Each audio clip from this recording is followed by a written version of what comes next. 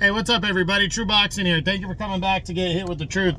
So today we are doing the 2023 top 10s, as I am going to start the 147-pound welterweight division. And this video is going to discuss the dropouts, the fighters that dropped out from last year's top 10. Now, before we get into that, if you could smash the like button, leave a comment, or subscribe to the channel, I really do appreciate any and all support that I can get as I continue to build my channel here. So the dropouts, this is the start of the welterweight division, and the first video, is always the video on the fighters that dropped out of the top 10 from last year's top 10. So we'll discuss the fighters in order from lowest to highest from where they were ranked last year, what happened in 2023 and why they dropped out, and then yeah, that's how it works. So let's start lowest to highest for the guys that dropped out. We start with 30-year-old contender Rashidi Ellis. Well, Rashidi Ellis was number 10 coming into the year, and I was solid on him. He had made a good debut with the PBC, and the first card of the year he ran into Romain Villa and got worked over I think 10 rounds or 12 rounds. He lost the decision. He didn't really bounce back because he didn't fight the remainder of the year. He stayed out of action. That loss really messed with him. That was the first of his career, and he dropped out of the top 10 basically due to the loss and never really bouncing back and doing anything the remainder of the year. So tough break for Rashidi Ellis. I hope to see him back because he is a talented guy. Hope to see him back at some point. Next to drop out was undefeated Virgil Ortiz Jr., the 25-year-old. He previously was number 8.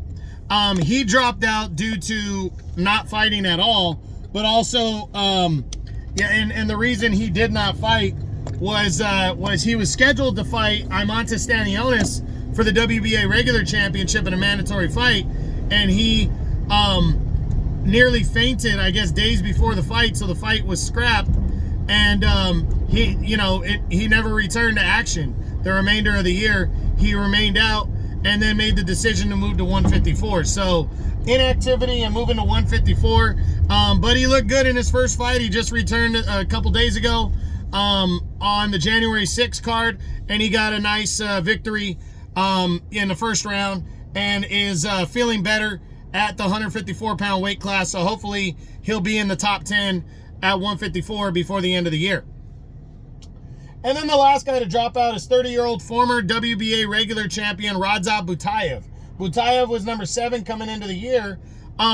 He dropped out for me partly because of inactivity, but then when he did return in the second half of 2023, he fought at the full weight of 154. So he's still technically ranked at welterweight as Butayev, which if he would have fought in his return bout even a couple pounds over 147, I probably would still rank him because he deserves it. His lone defeat was to Imanta Stanionis by a very close split decision.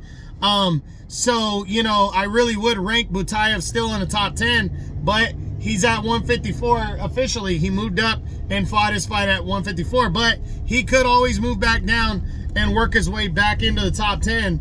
But for now, he's fighting at 154, in my opinion, because his last fight was at the full weight of 154. I think he came in at like 153 and something, and his opponent was 154. So Butayev moving up in weight. So that's it.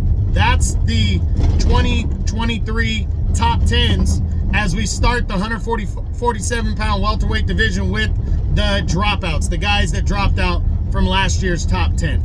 I hope you guys enjoyed the video. If you did, smash the like button, leave a comment, or subscribe to the channel.